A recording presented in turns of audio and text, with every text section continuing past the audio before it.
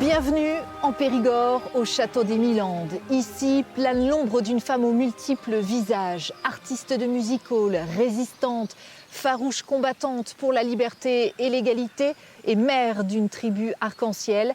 Elle sera la 6e femme à faire son entrée au Panthéon.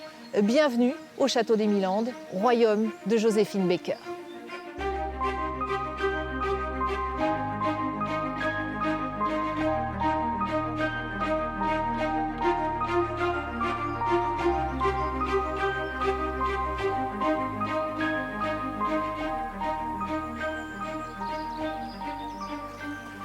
Angélique de Saint-Exupéry, bonjour. Bonjour Émilie. Vous êtes l'heureuse propriétaire de ce château des Milandes, niché en plein cœur de ce Périgord noir. Qu'est-ce qui lui plaît tant, Joséphine, ici?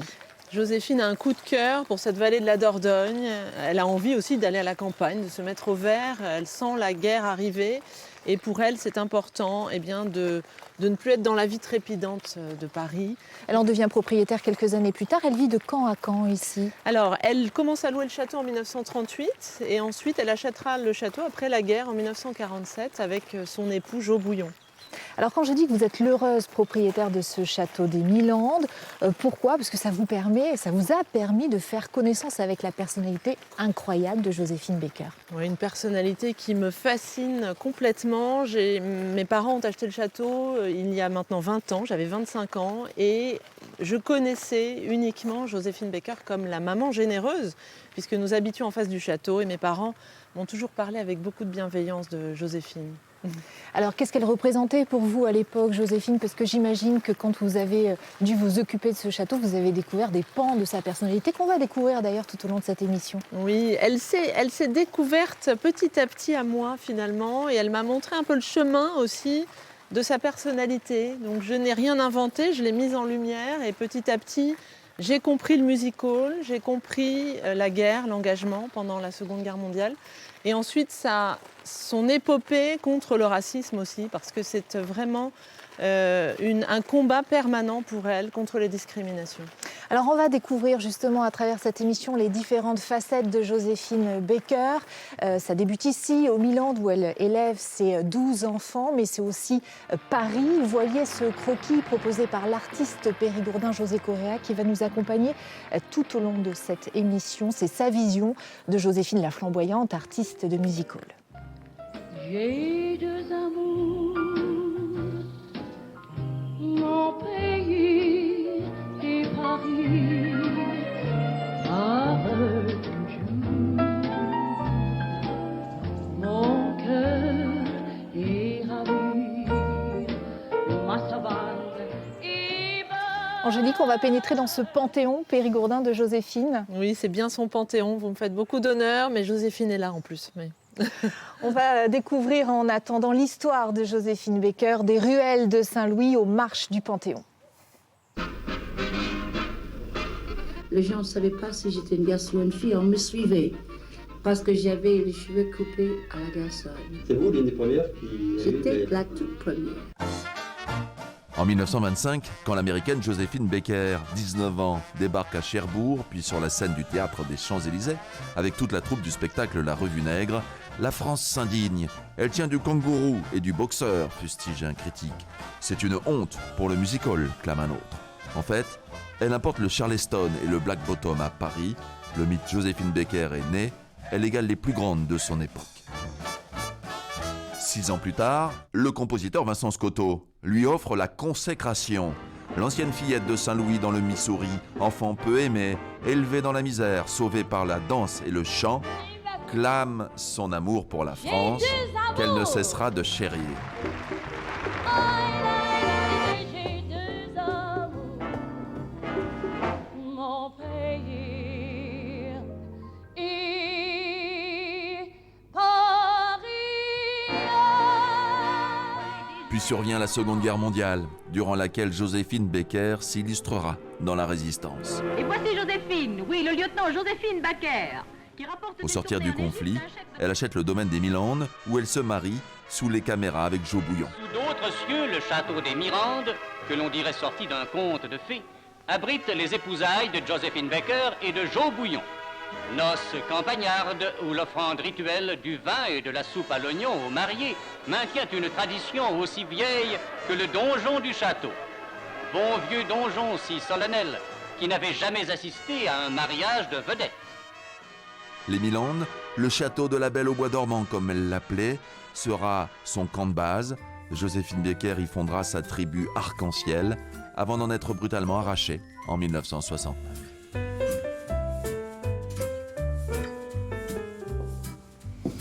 Nous sommes toujours avec Angélique de Saint-Exupéry dans ce château des Milandes. Et Angélique, on est dans une pièce qui ne laisse pas insensible le visiteur. Alors le visiteur est charmé dès qu'il voit les robes de Joséphine. Moi j'ai voulu qu'elle soit présentée dans la plus belle salle du château.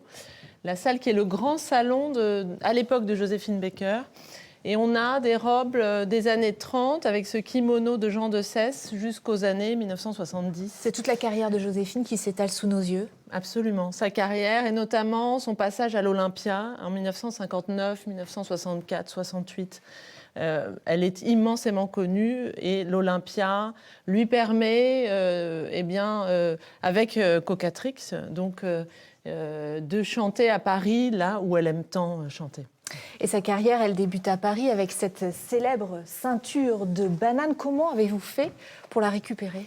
Alors, cette ceinture de banane, c'était un coup de cœur. C'est notre premier coup de cœur, d'ailleurs, en 2002, avec ma mère.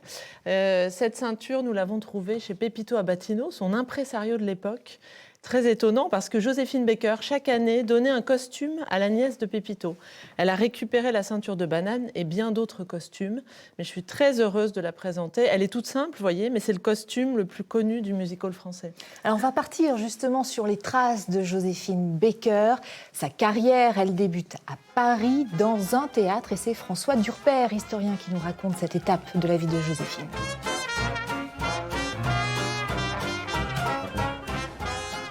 Oui, tout à fait, Émilie. C'est là que tout a commencé au Théâtre des Champs-Élysées le 2 octobre 1925. Il faut imaginer ici une file d'attente avec les Parisiens qui sont venus voir un spectacle hors du commun, la Revue Nègre. Pour la première fois, un spectacle de music-hall qui est intégralement composé de personnes noires, dont des Afro-Américains, et une personne qui va devenir la star juste après le spectacle, Joséphine Baker.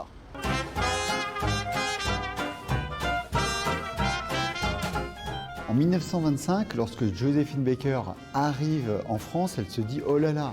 Elle arrive au Havre, il ne fait pas très beau, elle veut immédiatement repartir. Mais dès qu'elle découvre Paris, eh bien pour elle, c'est un vrai coup de cœur. C'est un Paris très particulier qu'elle découvre parce que c'est un Paris qui est dans la folie de la culture noire. Et ça, évidemment, ça contraste avec les États-Unis où il y a de la ségrégation raciste. Il ne faut pas oublier que dans les années 20, il y a eu René Maran, qui est un Martiniquais, qui a eu le prix Goncourt. Donc on est dans cette période absolument bouillonnante où la culture afro, eh bien, elle est mise au devant de la scène.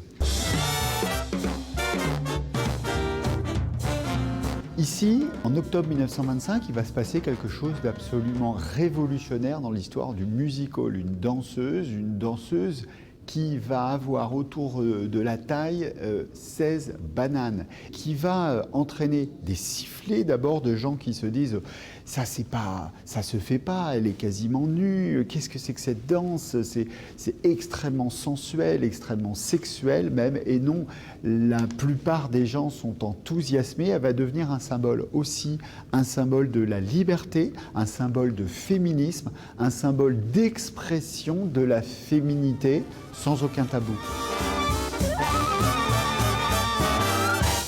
Angélique de Saint-Exupéry, Joséphine Baker, elle devient rapidement une icône. C'est une icône à tout point de vue. C'est-à-dire que les grands artistes s'inspirent de Joséphine Baker, notamment Calder, Van Dongen, Picasso. C'est la muse des cubistes. C'est la muse des cubistes, bien entendu. Et puis, une icône, alors, d'un point de vue aussi de la mode, bien sûr, puisqu'elle amène une nouvelle façon de s'habiller, de se coiffer, la coupe à la garçonne. C'est elle, effectivement. C'est elle. Elle a créé énormément de choses et c'est la première grande artiste à utiliser le merchandising. Donc elle va vendre des produits dérivés tels que le Baker Fix, qui est une gomina pour les cheveux, ou le Baker Skin, qui est une peau pour brunir la peau des Parisiennes. Les Parisiennes voulaient avoir la peau hâlée, alors que Joséphine Baker aurait aimé avoir la peau un peu plus blanche. Alors sa carrière, c'est absolument pas un feu de paille. Elle va durer, Joséphine, et elle va durer de nombreuses années. Pourquoi ? Alors c'est vrai que sa carrière au début c'est beaucoup centrée sur la nudité et cette nudité elle voudra la rejeter très rapidement et 1930 elle chante au Casino de Paris « J'ai deux amours, mon pays et Paris ». Pourquoi elle dure ? Parce qu'elle sait changer, elle sait modifier sa façon d'être, sa façon de danser. Elle chante aussi, ce qui donne un attrait supplémentaire à sa personnalité. Mon cœur est ravi, ma savane est belle. Et elle s'entoure aussi de bonnes personnes, notamment Pepito Abatino, son impresario. C'est ça, quand on découvre effectivement la carrière de Joséphine Baker, on se rend compte que ce n'est pas simplement une danseuse exotique. Elle a une vraie voix, Joséphine Baker. Elle sait très bien chanter. Oui, elle sait très bien chanter. Alors elle commence à prendre des cours de chant dès 1929. C'est vrai que c'est un peu l'oiseau des îles au début, avec une voix très, très claire, très fine.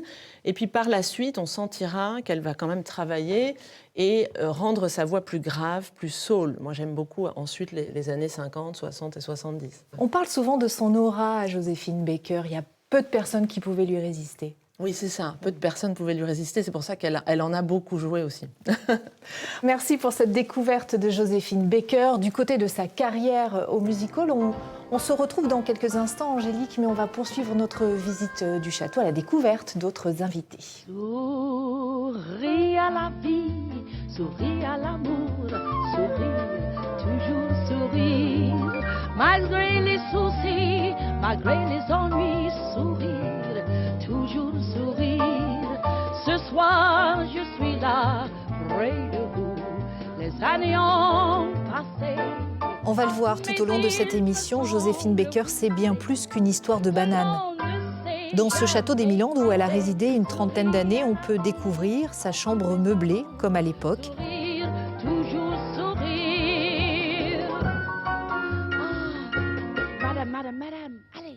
C'est ici, depuis les Milandes, qu'en 1939, début de la Seconde Guerre mondiale, elle se jette corps et âme dans la défense de son pays, la France. Voici l'autre visage de Joséphine Baker, la résistante.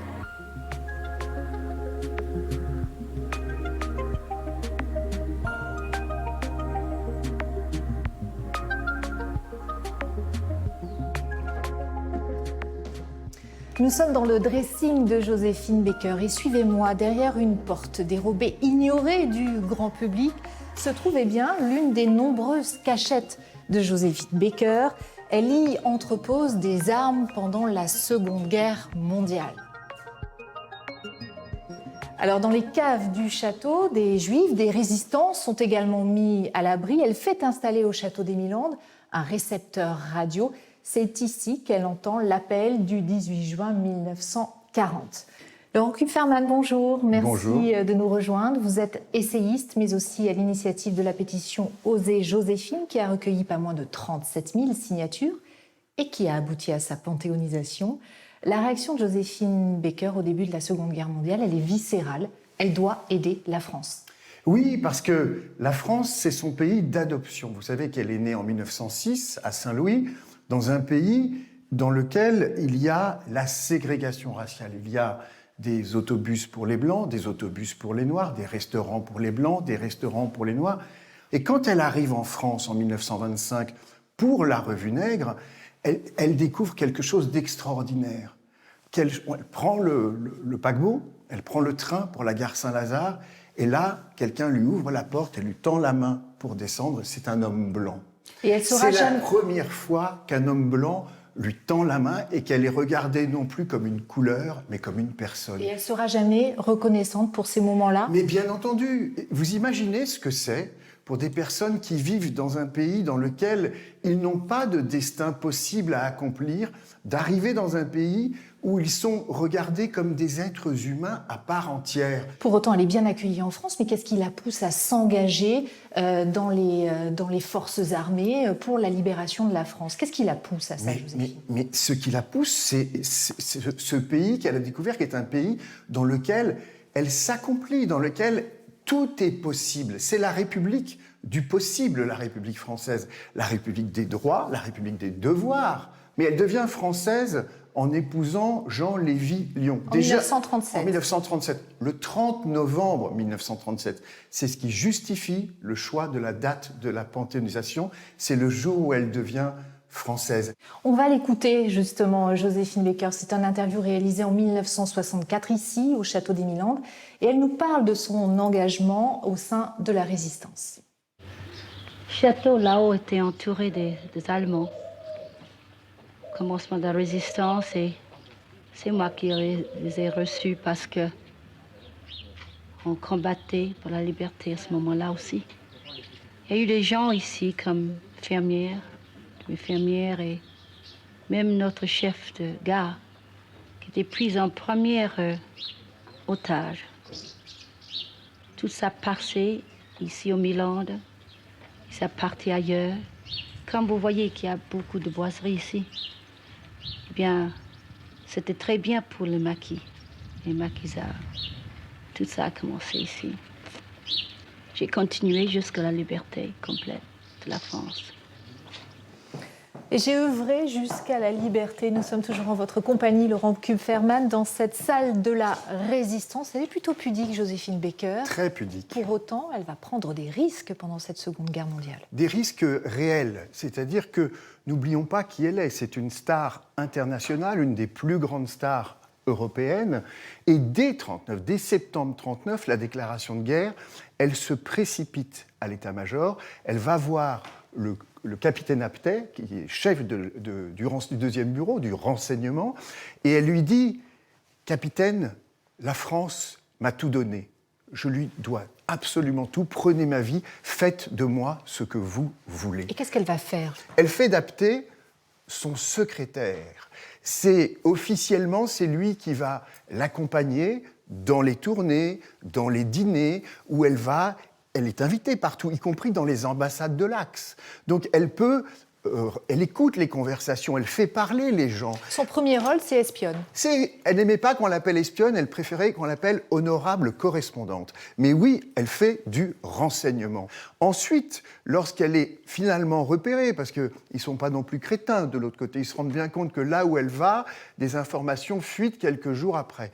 Donc elle est repérée, Aptet lui demande de quitter, il quitte avec elle la France, ils vont s'installer de l'autre côté de la Méditerranée. En Afrique du Nord. En Afrique du Nord, elle fait des concerts pour ramener de l'argent à la France libre, et elle fait ce qu'on appelle aujourd'hui du soft power.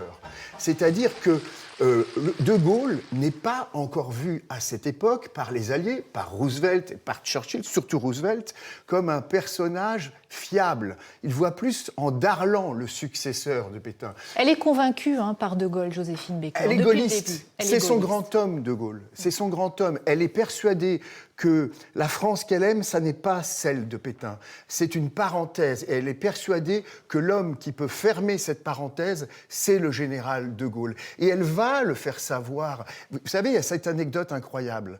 Elle part avec Jacques Aptet, elle est à Marrakech, elle prend sa Jeep, leur Jeep, ils font 3500 kilomètres.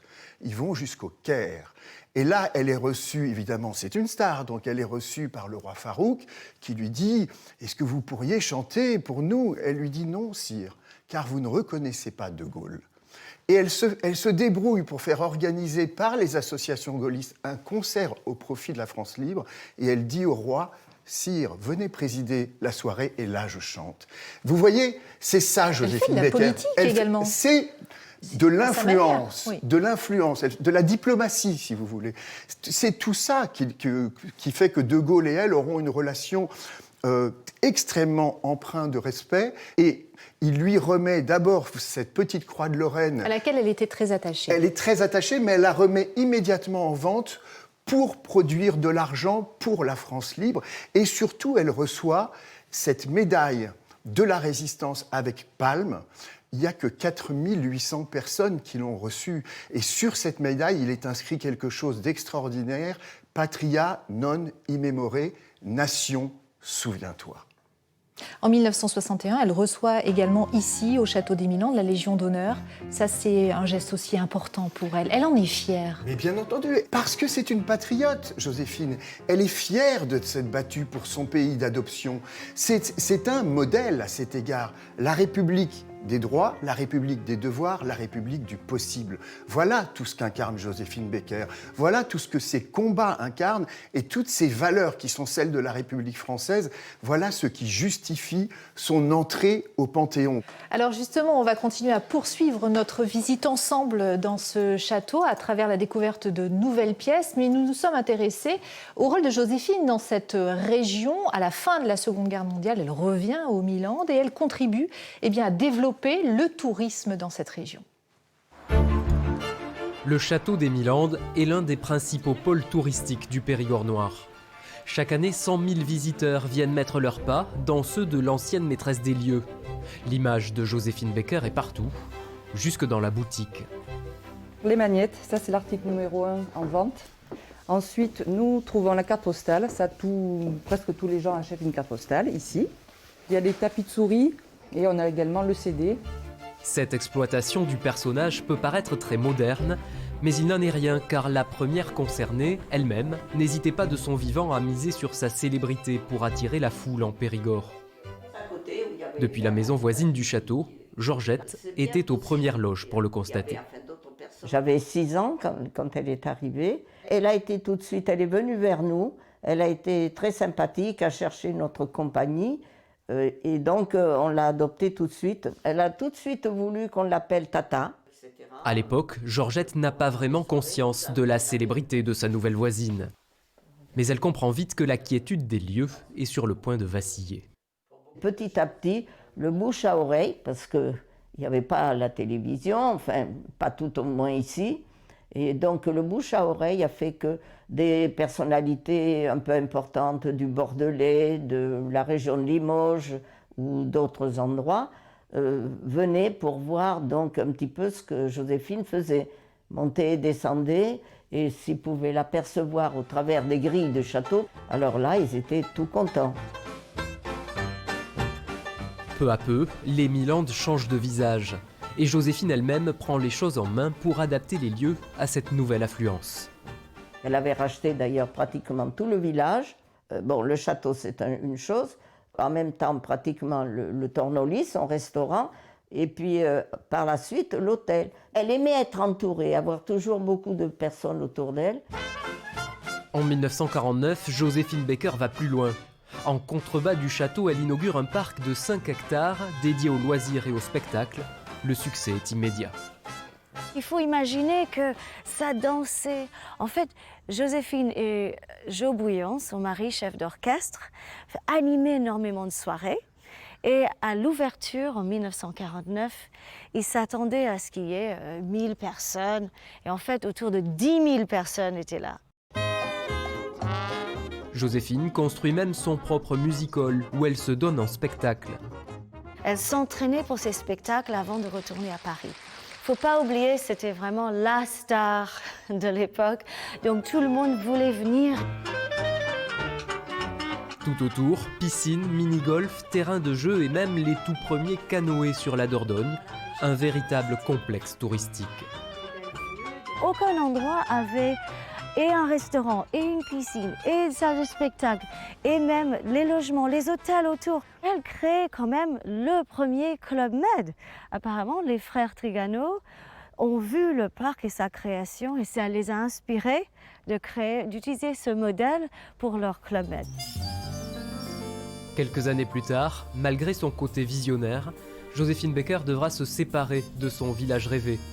Mais elle aura bel et bien marqué la région de son empreinte et contribué à faire monter le Périgord sur la scène touristique.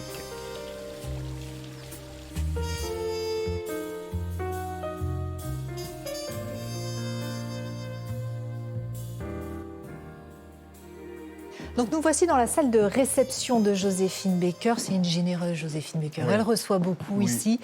Ça explique peut-être aussi cette générosité, son sens de l'engagement. Alors, je ne sais pas si ça explique, c'est un reflet du moins. Ouais. Elle est une femme qui a tout contre elle dès les débuts de sa vie et qui réussira toujours à abattre les obstacles. C'est une femme qui est pleine d'énergie et de résilience. Elle a aussi un profond sens de ce que sont les valeurs qu'elle retrouve en France, dans la République française. Elle est très attachée aux valeurs d'égalité, mais vous savez, c'est pas une féministe au sens où on l'entendrait aujourd'hui, c'est une femme qui fonce, tout simplement, et qui ne se pose pas de questions. C'est pas une intellectuelle, Joséphine Baker. C'est son instinct qui parle à chaque fois. C'est son instinct, instinct, c'est une femme, et c'est pour ça aussi que plein de Français arrivent à s'identifier à elle, parce que justement, c'est une femme à la fois qui a un destin extraordinaire et qui en même temps est un peu comme vous et moi, qui est une femme finalement, qui vient d'un milieu très modeste. Alors elle va œuvrer pour la cause des Afro-Américains au sein de son pays. Elle va œuvrer aussi au sein de la LICRA, Joséphine Baker. Pour quelles raisons ? Mais toujours les mêmes, c'est-à-dire elle a chevillé au corps ce goût de l'égalité, ce goût de la liberté et ce goût de la fraternité, qui sont, vous le savez, les devises de la République française. Mais elle ne se paye pas de mots. À la LICRA, dont elle est toujours membre d'honneur, elle fera évidemment des concerts, elle fera des discours. C'est une femme qui n'aime pas qu'on se divise, c'est une rassembleuse. Et dans un moment où justement le pays se fracture, où chacun veut affirmer sa singularité, que ce soit ses origines, ses opinions religieuses, areligieuses, son orientation sexuelle, peu importe. On a besoin de se rassembler, de se réunir, de savoir dépasser ces singularités pour nous réunir au sein d'un pays, c'est-à-dire la nation, et plus largement sur notre appartenance au genre humain. Alors pour mieux comprendre justement cette volonté farouche de préserver cette liberté, je vous propose de retrouver François Durper, historien. Il est sur le parvis du Panthéon. Il nous explique en 3 dates les actions de Joséphine Baker.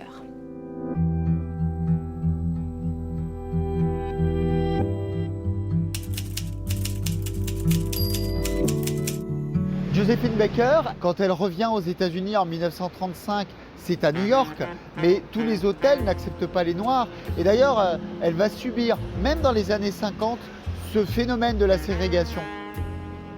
En 1951, elle est au Stock Club et on ne la sert pas, elle attend plus de 30 minutes d'être servie. Et ça, c'est inacceptable. Elle va décider de se battre, de se dire « j'ai subi une discrimination », à tel point qu'elle va faire condamner le Stock Club et que la NAACP, l'association de défense des Noirs américains, va décréter un Baker Day le 20 mai 1951, le jour où elle a décidé de faire condamner le café pour discrimination raciste.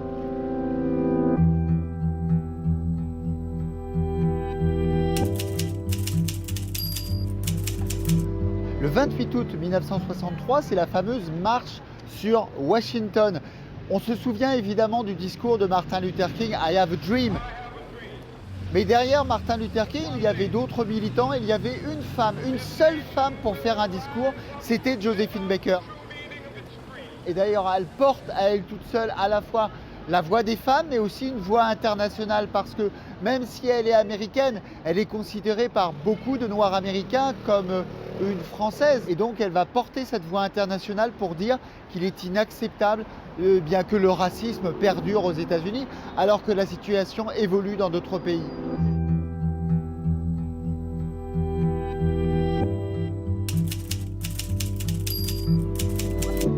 Joséphine Baker est fichée par le FBI et par le célèbre Hoover qui traquait les communistes. Elle était considérée comme communiste, elle qui se tenait aux côtés du général de Gaulle pendant la résistance. C'était évidemment absurde, mais elle était tellement sévère avec les dirigeants américains, les comparant à Adolf Hitler, en disant la seule différence avec Adolf Hitler, c'est qu'eux sont des hypocrites.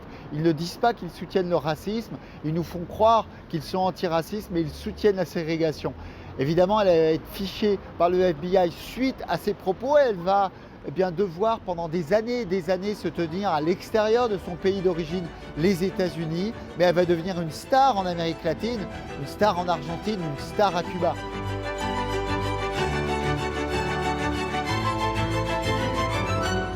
Nous avons donc pris place à la table de Joséphine. Laurent Kupferman, je le disais en début d'émission, vous êtes à l'origine de la pétition et donc de la panthéonisation de Joséphine Baker. Pourquoi avoir porté ce personnage-là ? Alors d'abord, je dois à la vérité de dire que cette idée était celle de Régis Debray qui en 2013 a publié un article et j'avais trouvé l'idée extraordinaire. Donc nous avons repris contact avec Régis Debray, tout le comité auquel j'ai participé, et pour lui demander s'il était d'accord, il a donné son accord, et nous avons repris cette idée parce que Joséphine Baker, elle incarne, comme je vous l'ai dit, toutes ces valeurs de la République française. Mais le Panthéon, vous savez, c'est pas le top 50. On n'y entre pas parce qu'on est connu. On y entre par l'esprit civique qu'on apporte au patrimoine de la nation. Et c'est ça qu'elle apporte, Joséphine Baker. C'est ça qui justifie son entrée au Panthéon.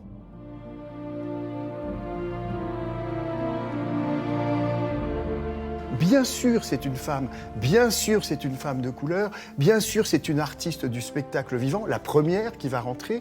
Mais tout cela, je ne vais pas dire que c'est secondaire, mais ce serait réduire Joséphine Baker de ne prendre en compte que ces critères-là. Tout son parcours, tous ses engagements, que ce soit pour l'abolition de la ségrégation, que ce soit pour la défense de la patrie, que ce soit dans la résistance aux côtés du général de Gaulle, que ce soit dans la lutte contre le racisme et dans l'antisémitisme aux côtés de la LICRA, c'est pour tout cela qu'elle rentre. Et évidemment, aussi pour son idéal de fraternité universelle. Régis Debray, il parlait ainsi de Joséphine. Ce n'est pas un mythe, mais c'est un exemple.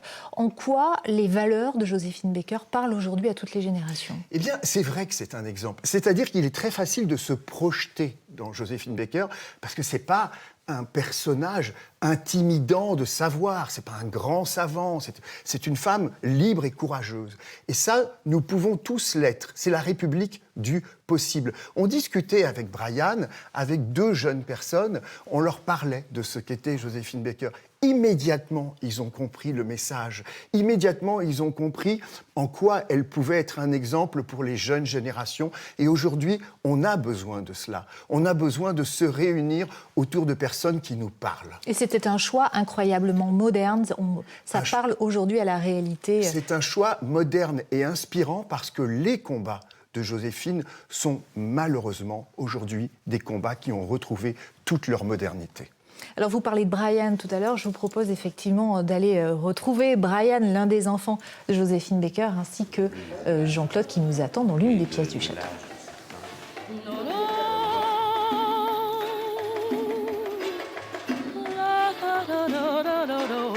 C'est dans ce Périgord que naturellement Joséphine Baker a élevé ses enfants, 12 au total, de nationalités différentes. Moi je t'aime, tu m'adores, je t'adore, même je Elle se réinvente en maman universelle, à la tête de sa tribu arc-en-ciel. Tu m'embrasses, je t'embrasse, toute peine semble vaine, nos heures sont claires, charmantes et légères. Alors dans ce château, les chambres des enfants ont été reconstituées. Avec un peu d'imagination, on entendrait presque le brouhaha des enfants. Et c'est aussi celui que l'on reçoit. Quand tu rêves, moi je rêve, tu t'éveilles, je m'éveille, même je t'aime, on s'aime de même, c'est ça le vrai bonheur. Et justement, nous nous dirigeons vers le cœur du château, la cuisine, où il me semble avoir entendu quelques voix. Oui, qui était l'assistante de... Bonjour messieurs, bonjour Brian et Jean-Claude Bouillon-Baker. Bonjour. Ça va très bien, merci. On se trouve dans une pièce particulière du château La Cuisine. Il s'en est passé des choses ici. C'était comment la vie, Brian, ici, justement ? Ah, ben la vie ici, c'est la pièce centrale, la pièce où tout le monde se réunissait, c'est-à-dire donc nous, les enfants, ma mère, quand elle était là, et d'autres adultes. Donc une pièce très animée et où on partageait plein de choses, des discussions, des repas. Vous êtes auteur de 2 livres chacun sur l'histoire de votre mère. Vous aviez conscience à l'époque que vous viviez une vie singulière, Jean-Claude ? Oui, Oui et non. Oui, dans le sens où là, vous savez, on est au milieu du Périgord, mais à l'époque, aujourd'hui, bon, tout ça s'est bien développé, mais à l'époque, c'était quand même la campagne très profonde, avec une mentalité de terroir. Et finalement, on s'en est rendu compte à travers le regard des autres, à travers les journalistes qui venaient très souvent ici. C'est une enfance sous caméra tout de même, hein, j'ai l'impression. Quand elle pouvait éviter, elle évitait les photographes, les caméras, mais il y a eu des moments et des périodes où elle était obligée de passer par là. On a retrouvé effectivement une séquence assez singulière. Nous sommes en 1960, ça se passe ici, au château des Milandes. Nous sommes en pleine période de Noël et le sapin a quelques jours de retard. On regarde. Les jeunes gueules. Voilà pour cette image de cette tribu arc-en-ciel. Comment pourrait-on résumer le rêve de votre mère, de cette fraternité universelle, Brian? C'est montrer au monde entier qu'une famille multiethnique peut vivre en paix, en fraternité, en solidarité. Comment elle vous l'expliquait à l'époque, Jean-Claude, ce désir comme ça de cet idéal? Elle n'a pas vraiment expliqué, je pense qu'elle elle le montrait. Elle le montrait de quelle manière? Elle le montrait à travers le monde, puisqu'on l'a suivi partout. On est allé en Algérie à l'invitation du président Boumedienne, on est allé en Yougoslavie, invitation du maréchal Tito, par quel mystère, je saurais vous le dire. On ne s'interrogeait pas à ce moment-là, mais Joséphine, elle avait une aura tellement particulière, un charisme, que je suppose qu'elle ouvrait toutes les portes. Et on peut ajouter donc Cuba, oui. Le pape à Rome, le roi de Suède. Vous êtes allé aux États-Unis? Oui, notamment pour les funérailles de Bob Kennedy. Joséphine qui est en train de tout perdre, mais j'ai dit bien ici au Milan, donc tout est en train de s'effondrer. Et dans l'avion, ma mère, qu'est-ce qu'elle fait? Elle coud des écussons France sur nos blazers. On est au mois de juin, il fait chaleur à crever à New York, et on arrive en blazer bleu marine, pantalon de flanelle, et je me souviens, on débarque à l'église Saint-Patrick, et il y a déjà le catafalque qui est là, recouvert du drapeau américain, Bob Kennedy qui repose. Pourquoi c'était plus fort que ce qui se passait ici, de son drame personnel? Finalement, parce que c'est un des moteurs de Joséphine Baker, c'est la reconnaissance. Et c'est Bob Kennedy qui lui avait obtenu un visa de rentrée aux États-Unis, alors qu'elle avait été persona non grata et fichée par le FBI. Alors, vous venez de l'évoquer, il n'y a pas que des souvenirs forcément heureux ici au Milan, puisque la cuisine a été le théâtre d'une fin, celle des Milandes et du rêve de votre mère, de ce village de la fraternité. On regarde un reportage consacré à cela. En 1964, au-dessus des Milandes, les nuages s'amoncellent. Les factures ne sont plus payées, les commandements avancés y pleuvent. Brigitte Bardot, à la télé, lance un appel aux dons. J'estime que cette femme a eu beaucoup de courage dans sa vie et a toujours été très généreuse. Et qu'en ce moment, nous ne devons pas la laisser dans cette situation. 10 heures, chaque matin, l'heure du courrier aux Milandes. Et les lettres, accompagnées de dons, affluent chaque jour depuis l'appel de Brigitte Bardot. Il y en avait 200 ce matin. Parmi elles, de nombreuses lettres d'enfants qui ont brisé leur tirelire pour aider Joséphine Baker. Hélas, la mobilisation ne suffit pas. Le domaine est mis aux enchères en 1968. Joséphine Baker va alors se retrancher dans la cuisine du château, d'où elle entend mener le combat. Si on me sort dehors par la force publique, eh bien, j'ai décidé cette nuit, tranquillement ici, sans protection, sans personne là pour me garder. Et j'ai dormi aussi très bien, mais de temps à autre, je me suis réveillée, je réfléchis.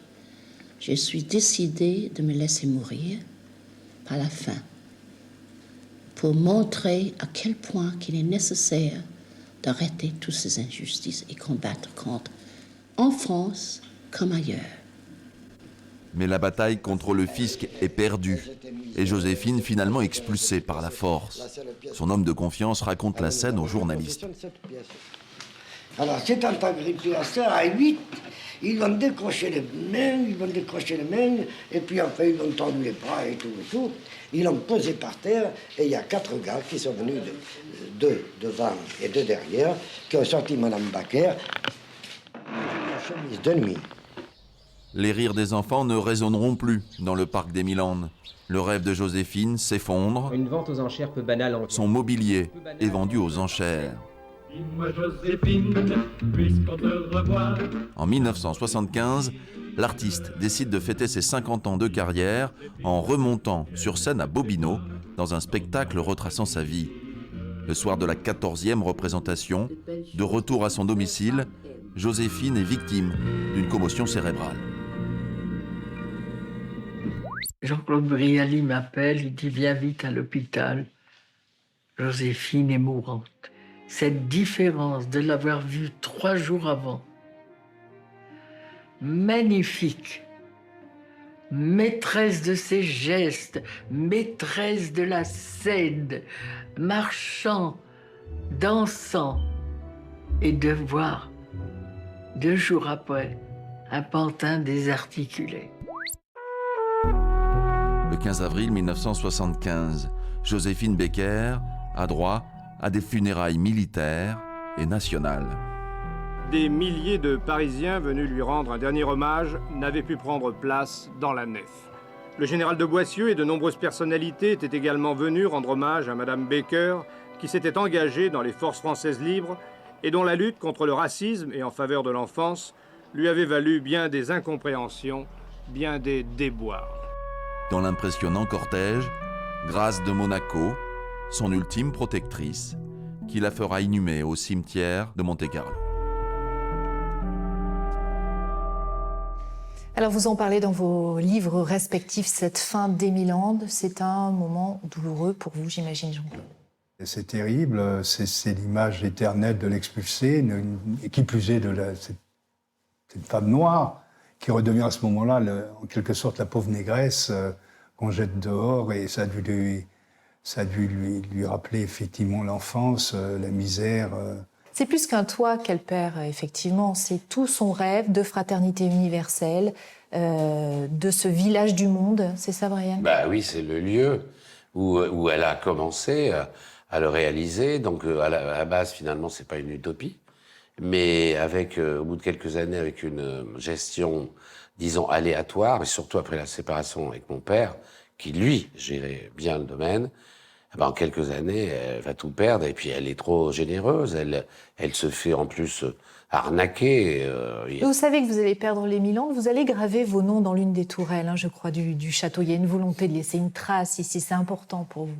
Oui, on laisse nos initiales. À l'extérieur d'une tour, il y a une petite terrasse. Certaines initiales sont restées gravées, ceux qui ont été, ou celles qui ont été les plus, vous voyez, les plus solides, elles sont restées. Et puis finalement, on était triste de partir. Jean-Claude, dans votre livre, vous parlez des bourreaux des Milandes, de ces personnes qui venaient à ces dîners où, je cite, chacun évaluait ce qu'il pourrait emporter le jour venu sans aucun risque. Il y a aussi cette tendance-là aussi à abuser des derniers instants de votre présence ici au château des Milandes. Vous savez, vous ne pouvez rien faire contre la convoitise. Les gens n'ont pas monté les enchères, ils se sont tous arrangés entre eux. Enfin, c'est l'éternelle fable la nature humaine, et je pense que, comme m'a dit mon frère, elle aurait pu sauver complètement, on aurait pu sauver les Milandes complètement, parce que c'était 180 hectares, c'était etc. Il y avait une richesse assez incroyable. 1/10 de sa valeur, ça a été vendu, la propriété, c'est ça à peu près.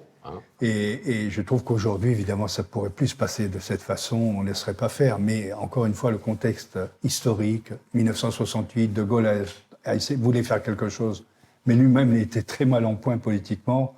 Enfin, tout s'est goupillé, en quelque sorte, pour que ça ne se fasse pas. Et moi, je voudrais dire simplement que c'est l'histoire de sa vie, c'est les Milandes. On dit c'est Paris, on dit mon pays est Paris, mais je pense qu'elle a vécu 30 ans ici. Les gens ne le savent pas toujours, mais je crois que c'est son idéal de fraternité, son idéal de femme et de grande voix féminine du XXe siècle, et s'y déroulait ici, dans ce coin du Périgord. Et elle disait justement que l'argent n'était pas important, seules les idées comptaient. Une chanson est même dédiée aux Milandes et à votre vie ici. Elle s'appelle « Dans mon village » et on l'écoute. Si mon village pourrait servir un jour de village, c'est beau, si pour les gens d'ici de là, si tous les peuples ici-bas sans occuper de leur couleur, n'avaient qu'un cœur. Tout le visage sortait heureux. Tout le village sortait heureux. Voilà pour cette image des jours heureux. Angélique de Saint-Exupéry vient de nous rejoindre à la table familiale.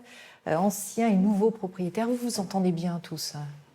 Mais oui, on s'entend bien, bien sûr. Oui. Et si j'avais pas eu les enfants pour témoigner sur leur maman et surtout me donner un peu une légitimité, c'est-à-dire que s'ils n'étaient pas là, je n'aurais pas fait tout ce que j'ai fait. Ouais. Et puis Angélique, en retour, elle permet...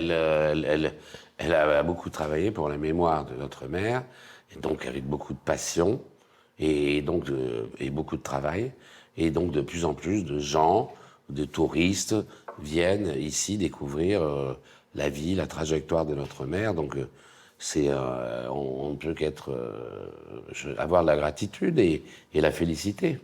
Alors parlons à présent de la panthéonisation de votre mère. Ça, c'est un événement incroyable. Ce que vous dites, c'est qu'il aura fallu plus de 50 ans pour faire oublier cette histoire de ceinture de banane, parce que c'est tout autre chose, Joséphine Baker, Jean-Claude. Bien sûr, c'est tout autre chose. C'est ça aussi. C'est l'addition de beaucoup de choses, finalement. C'est des époques qui se sont succédées, et c'est surtout des actes qu'elle a mis des paroles qu'elle a mis en acte. Et donc, au moment où il fallait, les moments cruciaux du XXe siècle, où elle s'est engagée immédiatement à la guerre, au premier jour de la guerre, elle a dit « Je ne chanterai plus jamais en France tant qu'il y aura un seul Allemand sur le sol ». Je veux dire, il n'y a pas beaucoup d'artistes qui ont fait ça pendant la guerre. On peut même les compter sur les doigts de la main. Et de surcroît, une noire américaine qui adore la France, qui vient d'acquérir la double nationalité, qui signe plusieurs lettres, une fille de France. Enfin, vous voyez à quel point son amour pour la France était démonstratif. Avec ensuite, au sortir de la guerre, évidemment, la reprise de la ségrégation qui n'aura jamais cessé et qui va décupler son combat contre les États-Unis. Enfin, les États-Unis, pas frontalement, mais à travers ses adoptions, à travers des prises de position avec les pays non alignés, etc., etc.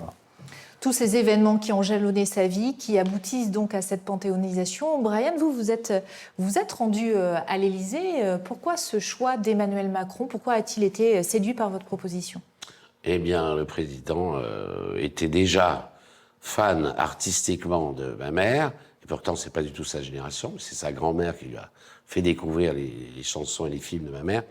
Mais il a dit aussi aux autres personnes du comité, pour la pétition « Oser Joséphine au Panthéon », ils ont dit, eh bien, je vais oser Joséphine au Panthéon pour le fait qu'elle ait servi la France et aussi pour le fait qu'elle soit un exemple de nos valeurs républicaines, une femme venue de l'étranger, qui est devenue française, qui a voulu cette nationalité, qui a voulu servir ce pays pour notre société et pour la jeunesse et l'avenir.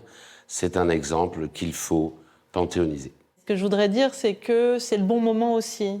Ça envoie un message. Oui, ça envoie un fort message. Et il faut absolument que ce message de fraternité de Joséphine Baker reste à jamais dans les mémoires et pour nos enfants. J'aimerais que dans les manuels scolaires, il y ait votre mère avec tout un paragraphe sur sa lutte contre les discriminations et contre le racisme. C'est peut-être la nouvelle étape, Jean-Claude. Il y a un mot elle est inspirante, voilà, et c'est ce qu'elle doit être. Elle l'est, et je pense que ça inspirera effectivement les jeunes générations. Et il n'y a pas autant de gens qui soient inspirants à l'heure actuelle, donc je pense que c'est un exemple magnifique. Merci en tout cas à vous trois pour vos témoignages. Ce que l'on retient aussi effectivement de la vie de Joséphine Baker, eh bien, c'est cette faculté à ne rien lâcher jusqu'au bout, malgré les épreuves. Avant de terminer ce magazine, nous avions envie de vous proposer un extrait du dernier spectacle de Joséphine Baker. Elle décédera quelques jours plus tard. Nous sommes en 1975. L'artiste fête ses 50 ans de carrière à Bobino. La silhouette est gracile, la voix claire et assurée, et elle chante Paris, Paris. La la la la la la la la la la la la Paris, Paris de mes amours, il n'y a rien à faire, on te revient toujours. Paris, quand je suis là devant toi, tu ne me empêches que tire ma joie. Et tes vieux murs, tes verbières, les marronniers et tes faubourgs sont les plus beaux de l'univers. C'est le Paris de mes amours. Ba ba ba ba la la la la la la la la la la la la la la la. Paris, Paris, mes amours.